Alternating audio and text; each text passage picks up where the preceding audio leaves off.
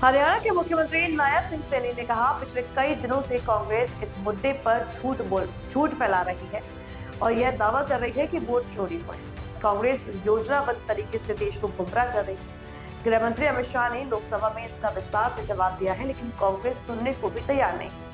मैं कांग्रेस नेताओं और राहुल गांधी से कहना चाहता हूँ कि वे अमित शाह के बयान को फिर से सुने।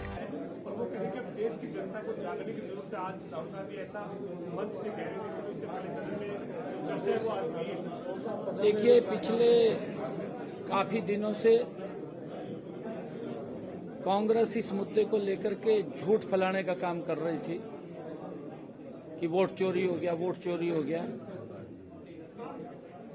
और देश को गुमराह करने का काम एक योजनाबद्ध तरीके से कांग्रेस कर रही है। कांग्रेस लगातार इस प्रकार के झूठ और भ्रम फैलाने का काम कर रही है। लोकसभा के चुनाव के अंदर उस पवित्र संविधान की बुक जो डॉक्टर भीमराव अंबेडकर जी के अध्यक्षता में वो बना, उसकी बुक को उठा करके और बाबा साहिब के उस पवित्र संविधान को भी अपमानित करने का काम कांग्रेस पार्टी ने किया।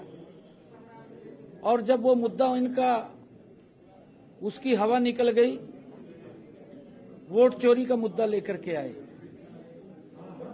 इसके कई बम कांग्रेस पार्टी ने फोड़े, परंतु देश के लोग अब जानते हैं, जब लगातार इस वोट चोरी के मुद्दे को कांग्रेस उठा रही है, तो सत्ता पक्ष का यह दायित्व बनता है कि उसका जवाब दे।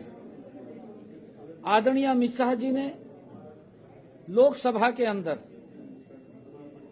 पूरी डिटेल में उसका जवाब दिया, परंतु कांग्रेस पार्टी सुनने के लिए भी तैयार नहीं है। मैं ये कांग्रेस पार्टी के नेताओं को भी, राहुल गांधी को भी कहना चाहूंगा कि आप दोबारा फिर इसको एलईडी स्क्रीन पर लगा करके आप जरूर उसको सुने। अगर आपने समझ में नहीं आ रहा तो पूछ लें दोबारा भी कहां पर कमी है। आज हम सब, हमारे विधायकगणों ने, पार्टी के पदाधिकारियों ने आज अमित शाह जी के उस ऐतिहासिक जो कांग्रेस के उस दुष्प्रचार, इंडी गठबंधन के उस दुष्प्रचार का जवाब आदरणीय अमित शाह जी ने दिया है, उसको हमने सुना है और उसके अंदर पूरा स्पष्ट है कांग्रेस किस प्रकार से एक झूठ का वातावरण खड़ा करके उसको अपनी राजनीतिक सिद्धि करना चाहती है। परंतु कैसे हो, मैं तो देख रहा था, उसकी चर्चा भी हो रही थी। कांग्रेस के समय में 1948 से किस प्रकार के घोटाले हुए। 1948 में जीप का घोटाला हुआ, कौन नहीं जानता, पूरा देश का बच्चा बच्चा जानता है, पीढ़ियां जानती हैं, आने वाली पीढ़ियों को भी इसके बारे में पता होना चाहिए। 1956 में एलआईसी का बड़ा घोटाला हुआ, एलआईसी का, उसको कौन नहीं जानता, ये कांग्रेस के समय में था। देश किस तरीके से इन्होंने दिमक की तरह खाने का काम कांग्रेस पार्टी ने किया है। कॉमनवेल्थ घोटाला हुआ, कौन नहीं जानता उसको।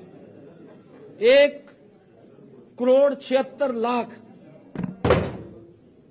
का 2G का घोटाला हुआ, इसको कौन नहीं जानता, पूरा देश इसको जानता है।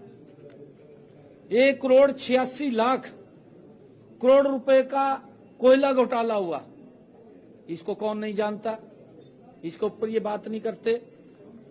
और 90 करोड़ का नेशनल हेराल्ड का घोटाला हुआ, इनको कौन नहीं जानता। और इनके समय के अंदर 65 करोड़ का वाड्रा डीएलएफ का घोटाला हो गया, ये तो हरियाणा में ही कर दिया है, कौन नहीं जानता इसको। राहुल गांधी को दोबारा अमित शाह जी की उस वक्तव्य को देखना चाहिए, कांग्रेस के नेताओं को भी देखना चाहिए। और मैं ये